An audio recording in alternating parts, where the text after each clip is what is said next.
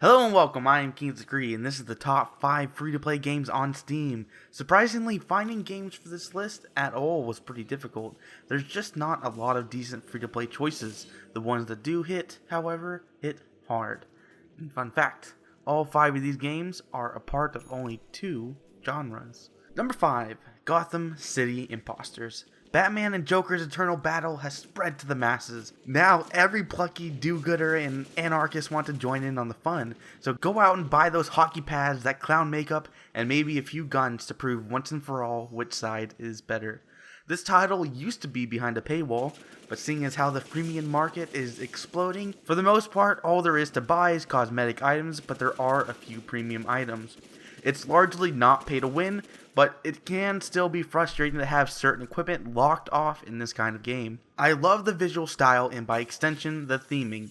Generally I don't really care for the Batman franchise, but there's just something so amazing about these vigilantes and punks duking it out. Just about everything in the game is appropriately themed, like a grappling gun or a makeshift wingsuit. Otherwise, you have your typical arsenal of sniper rifles, swords, machine guns, pistols, and a few other unique items like an electro blaster. In addition to these weapons, you also equip special traits like putting on skates and being of a skinny body type, which gives you an immense speed boost but extremely low HP. It's an interesting process to go through all these different character playstyles to find the one that suits you best. The actual in-game playing is on point. It may not be as tight as something like Counter-Strike, but it still works just fine. There is some wonkiness with the controls, like there seems to be a delay on stopping after a sprint, or you keep moving after you stop moving. It's a little weird, but frantically shooting at that hulking beast skating towards you still works well. You can traverse through the map in several ways, notably jump pads into, say, a wingsuit glide down, or a grappling hook onto just about any piece of terrain to move towards that point quite fast. In addition, if you go on a kill streak, you get rewards which help you get more kills. A pretty novel way to reward good play. I rate this game rather low in general and on this list because it does get pretty old after a while. It's not intense as something like Call of Duty, but it's not as precise and strategic as something like Counter-Strike.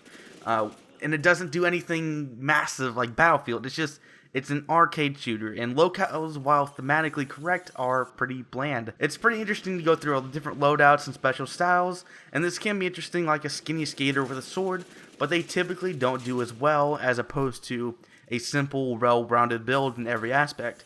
Also troubling is the low player count. I found it difficult to find even a single full lobby, although I think it may have had to do something with the matchmaking, because when I played this game a while back, it was still having trouble finding any people at all. Number 4, Planet Side 2. Your planet needs you, soldier. Get to the front lines and take those objectives and kill those other guys simply because they picked a different faction. Like Battlefield, you'll have access to one of many classes and an assortment of different loadouts. It's all pretty standard. You have your explosive heavy weapons guy, your mobile submachine gunner, sneaky sniper, medic, etc.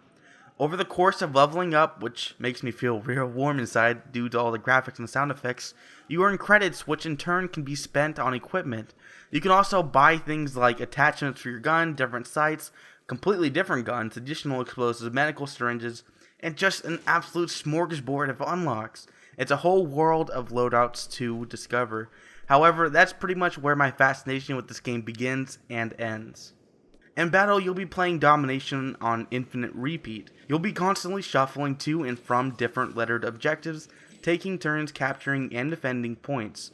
What makes this even worse is how generic and repeated your environments are. I swear I was fighting in the same exact map despite moving to different areas.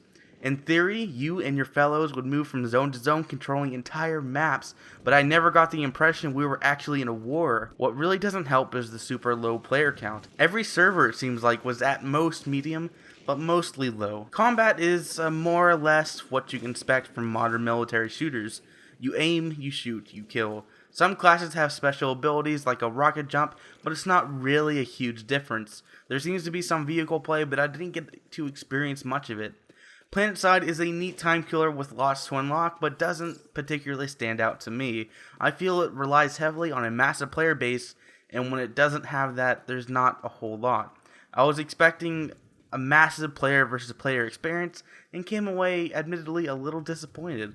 Probably because it's a bit on the old side now, but it's still an incredibly solid free-to-play title if you can contend with the low player count. Like Gotham City's Imposters, TF2 was also behind a paywall at one point, a long time ago.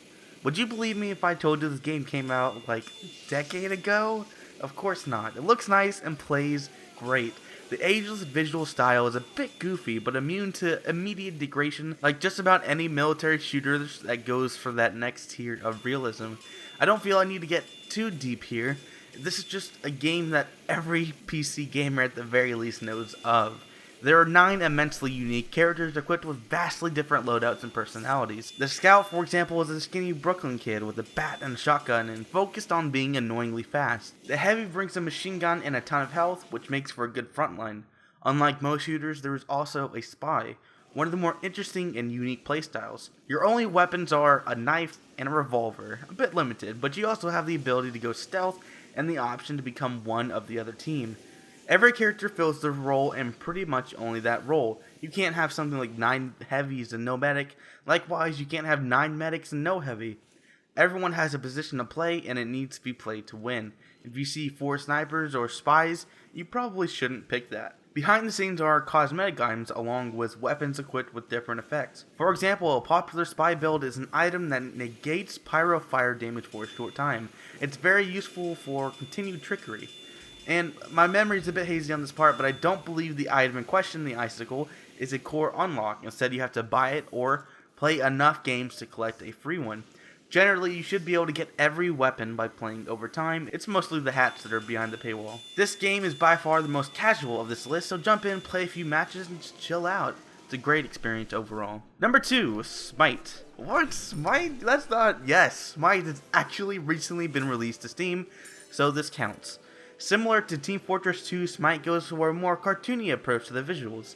Instead of giant muscular dudes with everything to scale, you have something more like a weird warrior with a huge shield and an even bigger spear. Or babies with arrows, dragon men, floating bird people, and other strange characters fill this world and the roster.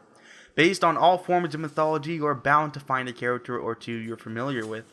Myths like Zeus, Ra, and all others draw from the same pool of tall tales. And the biggest thing is Smite just does something so spectacular with the actual gameplay. Instead of the typical bird's eye view of the battlefield, you're actually looking over your myth's shoulder like an action game instead of an RTS, meaning you control with WASD instead of the mouse click. It's so cool to bring such a novel way of playing an old concept. Now granted, sometimes I felt held back due to not being, say, super precise, but it is soon forgotten when you eat somebody up and then you fly to the sky as a freaking dragon. It's awesome. While there's little not drawn from mythology, the game devs still do a fantastic job of inserting their own ingenuity in translating these colorful characters into a combat scenario. For example, the punch fist guy, Ravana, is known for having a bunch of arms, and his entire kit is built around punching people. It's just like, it's so great. I love punching people. Similar to League of Legends, champions are behind a paywall, which can be bought with in-game currency. Skins change up the visuals a bit and are bought with cash, however not with in-game currency. In addition to the normal 5v5 and other modes like Arena, which puts everyone in Coliseum, or you can jump into a joust game that is simply a 3v3. If you want a more casual but action-packed MOBA, this is not only an awesome choice, but pretty much the only one. Number 1, Dota 2. I'm pretty sure there'd be riots in the streets if I didn't have Dota at number 1 on this list. Even worse if I didn't have this game on the list at all. Can you imagine? I would be like burned at the stake. Anyway, it's Dota. For all intents and purposes, it's the OG and granddaddy of the entire MOBA genre. But King, Warcraft 3's... Yeah, I know. Now, I don't play a lot of Dota myself, so I'm gonna do my best to explain this incredibly complicated game. In fact, the footage being played over this section is from a spectator game. I tried to get the footage from a few matches and wasn't able to get anything that wasn't embarrassingly bad. This game is hard. For new players, this game is so incredibly difficult to get into. Even as someone who's been playing League of Legends for years, I still had trouble with even the simplest things, like how this shop works when you don't actually have to go back, you just kind of summon the little donkey flying thing. It's strange. But this game is a wealth of new experiences and a whole world of concepts to explore in addition to the massive amount of variety across the board.